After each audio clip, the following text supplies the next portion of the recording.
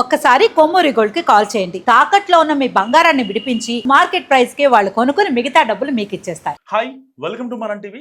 మనం టీవీ ఉన్నది మన కోసం. నేను మీ జర్నలిస్ట్ మనోజ్. ప్రముఖ యూట్యూబర్ నా అన్వేషణ ఇన్స్టాగ్రామ్ అకౌంట్ దాన్ని బ్యాన్ చేశారు మెటా అధికారులు.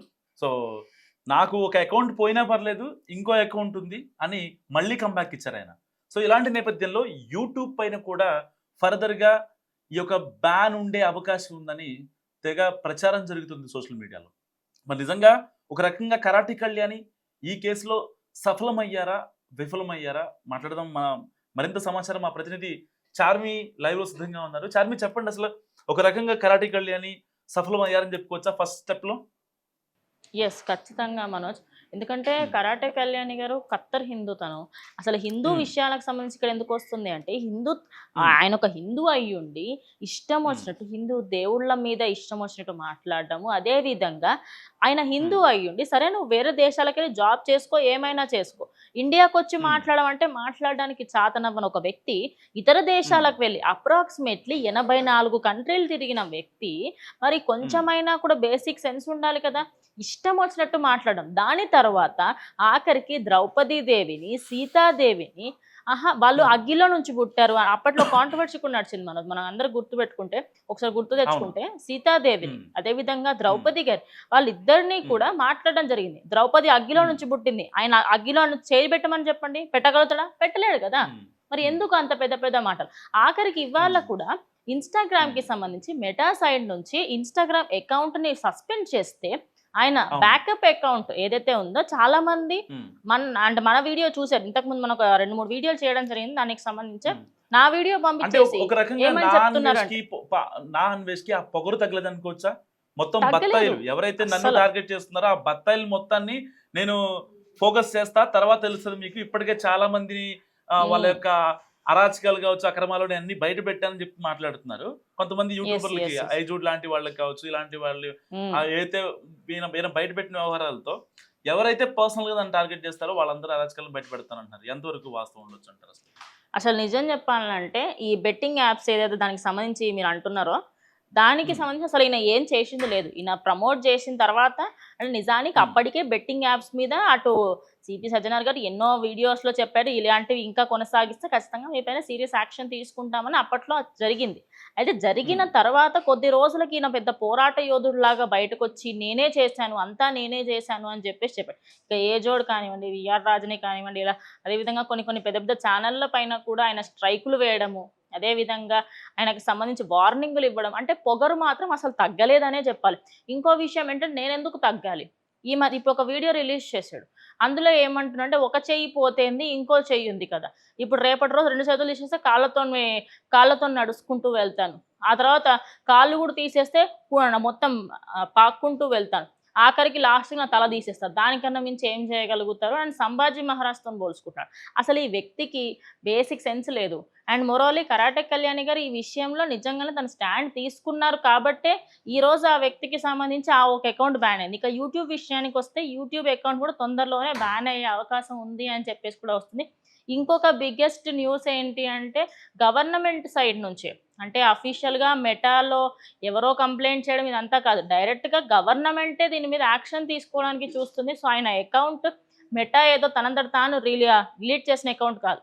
ఇక్కడ నుంచి వేలాది కొద్దిగా రిపోర్ట్లు వేయడం, అదేవిధంగా కరాటే కళ్యాణి గారు పంజగుట్ట స్టేషన్లో ఆయన మీద కేసు నమోదు చేయడము, ఇక ఇటు పోలీస్ వ్యవస్థ మొత్తం ఆయన మీద నిఘా వేయడము, గవర్నమెంట్ సైడ్ నుంచి ఆయన అకౌంట్ని తీసేయండి అని ఆయనకు సంబంధించి ఎన్నో మెసేజ్లు వెళ్ళడం తర్వాత అప్పుడు మెటా ప్రజెంట్ అయితే ఒక అకౌంట్ని డిలీట్ చేసింది. ఇక నెక్స్ట్ యూట్యూబ్ మీద వేయబోతుంది. ఎందుకంటే ఆయనకి ఒక్క నెలలో మనోజ్ ఇది లైన్ చేసుకోవచ్చు, ఒక్క నెలలో 9 లక్షల నుంచి 30 లక్షల వరకు వచ్చినాయి ఒక్కొక్కసారి అని చెప్పేసి ఆయన్నే కొన్ని వీడియోస్లలో ప్రమోట్ చేసుకోవడం జరిగింది. సో ఇలాంటి విషయాలకు సంబంధించి ఆయన ఒక్కరోజు కూడా ఏదైనా మంచి వీడియో చేశాడా? ఏదైనా ఒక్కటన్నా సపోర్ట్గా ఉందా? సరే, నువ్వు ఇతర దేశాలకు వెళ్ళు, ఎక్కడికైనా వెళ్ళు, కానీ ఒక ప్రభుత్వాన్ని తిట్టే అర్హత నీకు ఎవరిచ్చారు? సరే, ఒక తప్పు చేస్తున్నారా దాని గురించి మాట్లాడు, ఎవరు కాదన్నారు, కానీ ఇండియాలో ఉండి మాట్లాడు. ఎక్కడో వేరే ఇతర దేశాలలో, ఆస్ట్రేలియాలో, యుఎస్ఏలో, బ్యాంకాక్లో, మెయిన్లీ మనిషి థాయిలాండ్లో ఉంటారు. థాయిలాండ్, బ్యాంకాక్ అక్కడ ఉండి మెట్రో స్టేషన్కి సంబంధించి మెట్రో స్టేషన్లో ఈ బెట్టింగ్ యాప్ ప్రమోట్ చేస్తున్నారని అప్పట్లో ఘోరంగా దుమారం లేస్తే మెట్రో యాజమాన్యానికి సంబంధించిన హెడ్ అయినటువంటి కృష్ణారెడ్డి గారు బయటకు వచ్చి నేను అలా ఏమీ చేయలేదు, కావాలంటే మీరు దానికి సంబంధించి నాకు ఎలాంటి ఇన్వెస్టిగేషన్ అయినా చేయండి అని చెప్పి ఆయన కూడా చెప్పడం జరిగింది. అంటే ఈయనకి అసలు ఒక తలా తోక లేని విషయానికి సంబంధించి మధ్యలో ఒక పాట పెట్టుకొని ఇంతే, ఇదే నిజం, నేను చెప్పేదే నిజం, నేను తల పట్టుకుంటే తలగా, తోకంటే తోకనే. అంటే ఈయన చెప్పిన వ్యక్తికి సంబంధించి ఈయన చెప్పిన కుక్కకి 3 కాళ్ళు ఉంటే 3 కాళ్ళనే చెప్పాలి, 4 కాళ్ళు అని చెప్పకూడదు. సో ఆ వ్యక్తి ప్రవర్తన ఇలా ఉంటుంది.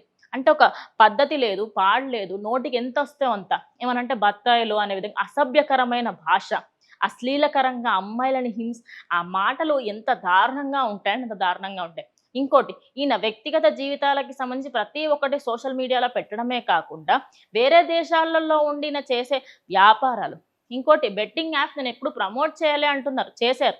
ఆయనకి సంబంధించిన కొన్ని పాత వీడియోలు ఉన్నాయి. ఏంటంటే మ్యాక్స్ ఆఫ్ ద వీడియోస్ ఈయన డిలీట్ చేశాడు. డిలీట్ చేసిన తర్వాత నేను పతివ్రత, నేను పుణ్యాత్ముణ్ణి అంటూ భజన చేసుకోవడం కరెక్ట్ కాదు. అంటే మనకి సంబంధించి ఏది జరిగినా కూడా అది మనకు తగ్గట్టుగా తిప్పుకునే విధానం ఈ నాన్ వేష్ణ దగ్గర ఉంది. ఎట్టకేలకు ప్రజెంట్ ఆయన యూట్యూబ్ని కూడా తొందరలోనే తీసే అవకాశం కూడా ఉంది. ఏంటంటే మన జనాలకి సంబంధించి గత సంవత్సరం 2025లో మనోజ్ మీరు గుర్తుపెట్టుకుంటే డిసెంబర్ టైంలో ఆయన అకౌంట్ నుంచి ఒక్క రోజులోనే 1 మిలియన్కి పైగా వ్యక్తులు అన్సబ్స్క్రైబ్ చేశారు, అన్ఫాలో చేశారు. రీజన్ ఏంటి? ఇదే హిందుత్వానికి సంబంధించి ఇష్టం వచ్చినట్టుగా మాట్లాడటము, అదే కాకుండా ప్రతి ఒక్క విషయానికి సంబంధించి ఎలాంటి విశ్లేషణ లేకుండా నోటికి ఎంత వస్తే అంత మాట్లాడడం ఆయనని ఈ స్టేజ్ వరకు తీసుకొచ్చింది. ఇక ఇప్పుడు ఆ పొగరు తగ్గకపోతే నెక్స్ట్ ఇంకా ఇండియాకి వచ్చి ఆయన ఏం పని చేసుకుంటాడని చూడాల్సి ఉంది. ఇక మోరోవర్లీ నాన్ వేష్ణ ఆయన క్యారెక్టర్ కానివ్వండి, ఏదైనా కూడా క్యారెక్టర్ అసాసినేషన్ ఎవరూ చేయదలుచుకోవట్లేదు. కానీ ఒక మనిషి ఇంత దారుణానికి దిగజారకూడదు. ఆయన చాలా మందిని మోటివేట్ చేస్తున్నా అనుకొని డీమోటివేట్ చేస్తున్నాడు. థాయిలాండ్కి వెళ్ళి అమ్మాయిలతో ఆయన అశ్లీలకరంగా మాట్లాడిన మాటల వీడియోలు మనం చూడలేదా? ఆయన హిందుత్వానికి సంబంధించి అసలు రాముడు అంటే ఎవరో తెలియని వ్యక్తి వచ్చి రాముడికి సంబంధించి మాట్లాడడం, సీతాదేవి గురించి ఏమీ తెలియని వ్యక్తి వచ్చి మాట్లాడడం కరెక్ట్ కాదు. సో ఇందులో నిజంగానే కరాటే కళ్యాణ్కి కాల్ చేసే ప్రయత్నం చేస్తున్నాను. ఎస్ తప్పకుండా మీరు ఒకసారి హోల్డ్ లో ఉండండి.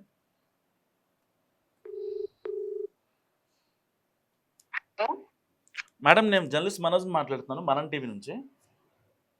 చెప్పండి మేడం, ఒక రకంగా కరాటే కళ్యాణ్ సఫలమైంది అనుకోవచ్చా? ఇప్పటి వరకు ఎవరు తీసుకున్న స్టాండ్ నిజంగా నాన్ వేష్ణకి వ్యతిరేకంగా మీరు తీసుకున్న స్టాండ్ లో సఫలమయ్యారని చెప్తున్నారు. మీ రియాక్షన్ ఏంటి మేడం దీనిపైన?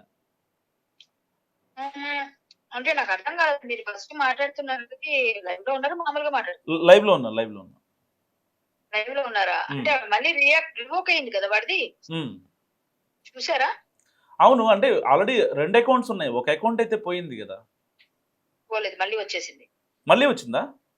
ఎస్, అది మీకు తెలుసలేదని నేను అంటున్నాను. ఆల్రెడీ పోయింది. వాడు ఏదో అని చెప్తున్నాడు, నేనే ప్రాంక్ చేశాను అంటాడు.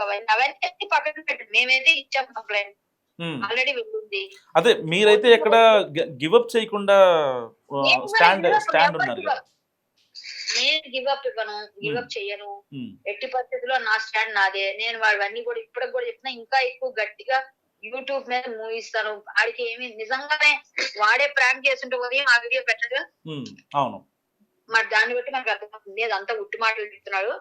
ఏవో ఎవరితో ప్లాన్ చేసుకొని ఎక్కడెక్కడి నుంచో, అది మన దేశం కాదు కాబట్టి ఇన్స్టాగ్రామ్ అనేది అకౌంట్, వాళ్ళకి అంత అర్థం కాదు, అంత ఫాలోవర్స్ ఉన్నారు కాబట్టి వాళ్ళు ఏదో చేస్తారు. బట్ ఓకే, వాడికి ఏం ఉపయోగం లేదన్నాడు అకౌంట్, మరి ఎందుకు అంత సంతపడ్డం? క్లోజ్ చేసామండి సిగ్గున్నోడైతే, మరి ఆడి క్లోజ్ చేసేదా? క్లోజ్ చేస్తామని చెప్పండి. మరి క్లోజ్ చేయలేదు కదా, క్లోజ్ చేసేసి అప్పుడు మనకు సంబంధం లేదు, నాకు అవసరం లేదు అకౌంట్ అన్నప్పుడు క్లోజ్ చేసేయలేదే. ఇప్పుడు అంటే ఈ జరుగుతున్న కాన్సిక్వెన్సెస్ లో ఫర్దర్ గా అన్వేష్ పై మీ స్టాండ్ ఏంటి మేడం?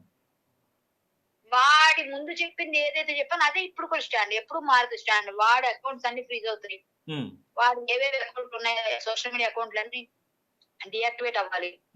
వాడి అకౌంట్ ఏదైతే వాడుతున్నాడో అమౌంట్స్ ఏమన్నా చేసుకున్నాడు, ఇది అవుతుందంటే ఏదో పక్కన పెడితే వాడు భారతదేశానికి డిపోర్ట్ చేయబడాలి. ఏ భారతదేశాన్ని తిప్పావో అక్కడికి నువ్వు రావాలి. మళ్ళీ అందరినీ రూపాయి అడుక్కొని వెళ్తారని యాత్రకి అని అడిగినోడివి ఈ రోజు 10,000 ఇస్తానని ఆ భారతదేశ మహిళలకి ఆశ చూపి లైవ్ లో రమ్మని మాట్లాడుతున్న యదవని ఉమ్, ఇక్కడ తీసుకొచ్చి సంస్కృతి సంప్రదాయాలు అంటే ఏదో నేర్చారు. ఉమ్, అది వాడికి జరగాల్సిన పనిష్మెంట్. వాడు ఖచ్చితంగా వాడి పాస్పోర్ట్ బ్యాన్ చేయబడాలి. ఉమ్. ఓకే. వాడి శరణార్థిగా ఎక్కడికైనా వెళ్ళిపోయినా కూడా ఉమ్, ఏదైనా కూడా ఇక్కడ లైఫ్ లో భారతదేశ వారసత్వం ఏ విధమైన సంపద కూడా వాడికి ఏ విధంగా కూడా నేను భారతదేశ పౌరుడిని చెప్పుకునే విధంగా ఉండకూడదు. ఒకవేళ అలా అయితే అది కంప్లీట్ వాడు ఇక్కడ నుంచి వాడు తరిమి వేయబడాలి. లేకపోతే అవన్నీ క్యాన్సిల్ ఇక్కడికి వచ్చి ఇక్కడ భారతదేశానికి ఇన్ని బాధలు పెట్టి ఇన్ని మాటలన్నానే నా దేశం ఇది అని బాధ పడాలి. వాడికి ఇంత కూడా పశ్చాత్తాపం లేదు. ఇలాంటి వ్యర్థం వదిలేదు లేదు. ఉమ్. పిల్లల్ని చెడగొట్టి మన భారత సంస్కృతి సంప్రదాయాలు చెడగొట్టి ఇలాంటి వెధవల కోసం ఉమ్, నేను ఎట్టి పరిస్థితుల్లో అయినా సరే ఎక్కడ తప్పున్నా నేను మొదల ఫైట్ చేస్తా. ఉమ్. వీడి విషయంలో ఏదైతే స్టాండ్ తీసుకున్నా అదే స్టాండ్ ఉంది. ఇప్పటికీ నేను మారను. రైట్ రైట్ కళ్యాణ్ గారు, థ్యాంక్ యూ. సో ఇది కళ్యాణి గారు చెప్పేది. ఎట్టి పరిస్థితుల్లో నా అన్వేషణ అనే వ్యక్తిని హైదరాబాద్కి తీసుకొచ్చేంత వరకు నా స్టాండ్ ఎలాంటి పరిస్థితుల్లోనూ కూడా ఎప్పుడు కూడా చాలా మారదు. నేను గట్టిగానే స్ట్రాంగ్ అవుతా. ఇన్నాళ్ళుగా ఎలా ఉన్నానో అఫీషియల్స్ని, పోలీస్ అఫీషియల్స్ని కంటిన్యూస్గా మానిటర్ చేసుకున్నారు. ఆ కేసు గురించి ఎలాగైతే వాకప్ చేసుకున్నానో దీనిపైన లీగల్గా కూడా నేను వెళ్తానని చాలా గట్టిగా చెప్తున్నారు. సో ఈ వీడియో గురించి మీరేమనుకుంటున్నారో మస్ట్ కామెంట్ చేయండి. చూస్తూనే ఉండండి మనం టీవీ.